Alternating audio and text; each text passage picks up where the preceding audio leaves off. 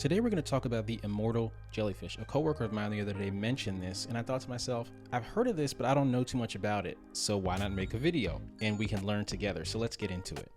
So in order to understand the immortal jellyfish, we have to do a little investigation into what jellyfish are. So jellyfish belong to the subphylum or group Medusozoa. They have a medusa phase and a polyp phase. The medusa phase is this little umbrella shape, this bell with these tentacles pointing down. And they are also part of a group called the Cnidaria. The Cnidaria have stinging cells, and these Anthozoa, another group, consists of sea anemones, corals, and a few other species. So jellyfish are more related to a sea anemone than they are a fish, because they aren't technically fish. They also have a polyp and medusa phase. The medusa phase is what I described here, and the polyp phase is more like this, where you have a connection down here and tentacles going up. They are invertebrates. We know that jellyfish are gelatinous. They look like jello, mostly water.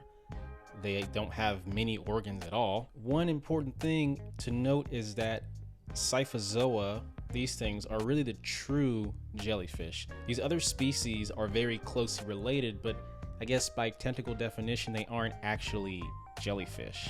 It's a little weird and confusing to me, but again, I'm not an expert. We have the Hydrozoa, which are very closely related.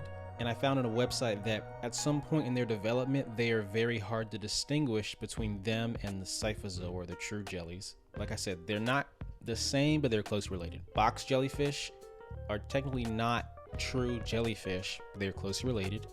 Then Staurozoa, these stalked jellyfish, like I said, they're not technically jellyfish, but they're very closely related to jellyfish. Some would put them in the same category. This is just what I found. Like I said, I'm not an expert, but I think this stuff is very, very interesting.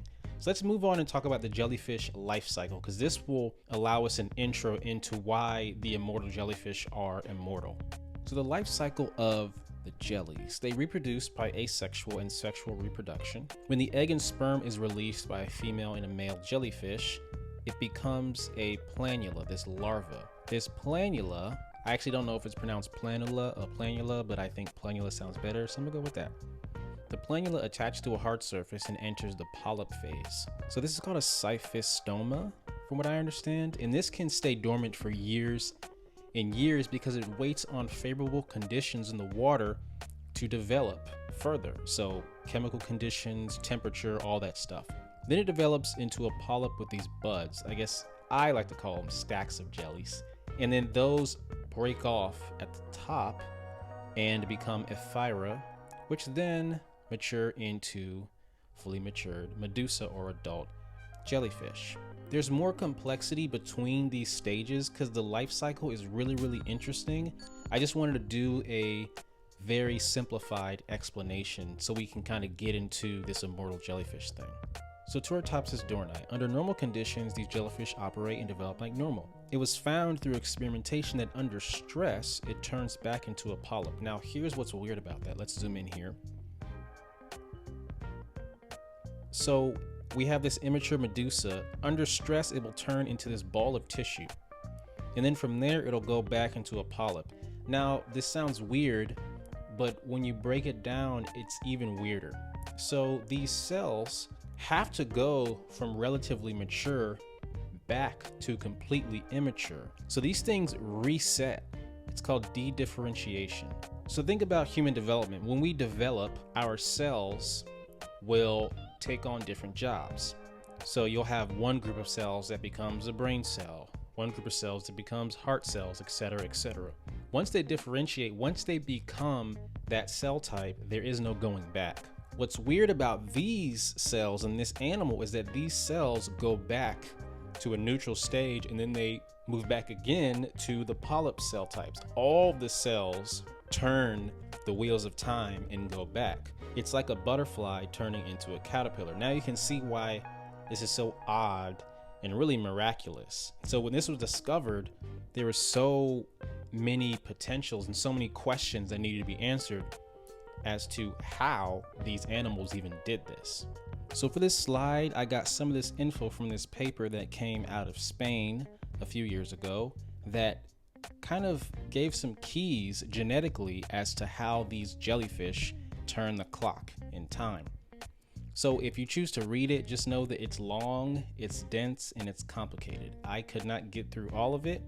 I managed to get some stuff out of it, and the summary at the end has a good little overview over what they're talking about. So we're going to talk about two things of the many things that can possibly lead to understanding how these jellyfish live forever. So the first one is, I guess, telomere maintenance. So most of us know that we have chromosomes. These chromosomes have our genetic code tightly packed in their structure. And over time, as the cell ages, as we age, and the cells divide, those chromosomes show signs of decay, and that these telomeres get smaller and smaller and smaller. Eventually, the cell dies. And this happens on a micro scale and macro scale as far as aging. So as life goes on, as things need to get repaired, we have this enzyme called telomerase that will repair some messed up bases and fix the telomeres if it needs to be fixed. Because we age and because we die, this doesn't happen with 100% efficiency all the time, constantly, or else we really wouldn't die. For these jellyfish, it seems like these telomeres don't shorten at all, or they shorten very, very slowly. So then we have DNA repair. So there are many DNA repair systems. I'm only going to talk about one. So if UV radiation hits the DNA, it could produce something called a thymine dimer. So we have thymine, these structures, these bases in DNA that could mutate and connect with another thymine, which is not supposed to happen. And when this dimer does happen, the DNA kind of pops out a little bit, makes a little kink, and enzymes come and find it and cut that thing out. And then some other structures come in and repair the DNA. So it seems like these jellyfish have a very efficient and effective DNA repair system that constantly repairs, which allows for the jellyfish to either not age or age very, very, very slowly. So these are just some of the conclusions that were found in the paper. As far as implications for human beings, this could lead to discoveries in tissue repair, organ regeneration, aging, and etc. So this is a very, very new field as far as aging studies are concerned. There's a lot to be discovered, a lot of questions that need to be answered, but I think it's very, very interesting, especially understanding the connection between these jellyfish and us and our lives. So let's get into the summary and go back through what we talked about.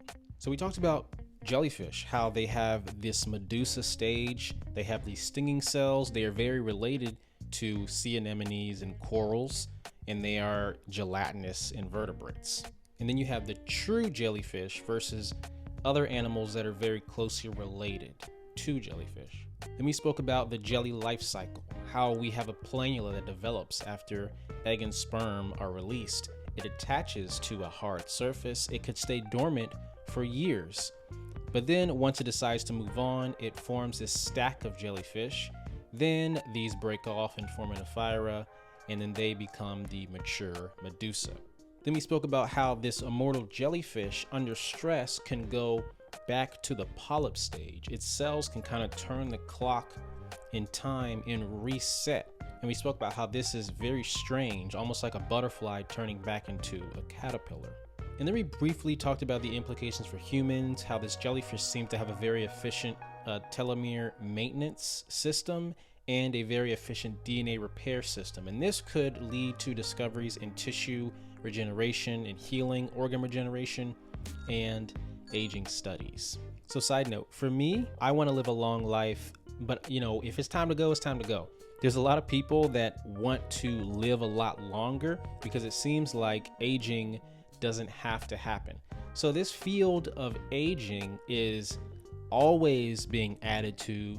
There's a lot of people dedicating their whole lives to trying to extend life far beyond what we can imagine or find the keys to immortality. I don't fully get it because I don't want to be around that long, but to each his own. I learned so much doing research for this video. I'm going to keep looking into marine biology. I think that stuff's so interesting, and I hope you guys learned a lot. So as always, thank you so much for watching and listening. Please like, comment, and subscribe. Tell your friends, and I'll be back soon with another video.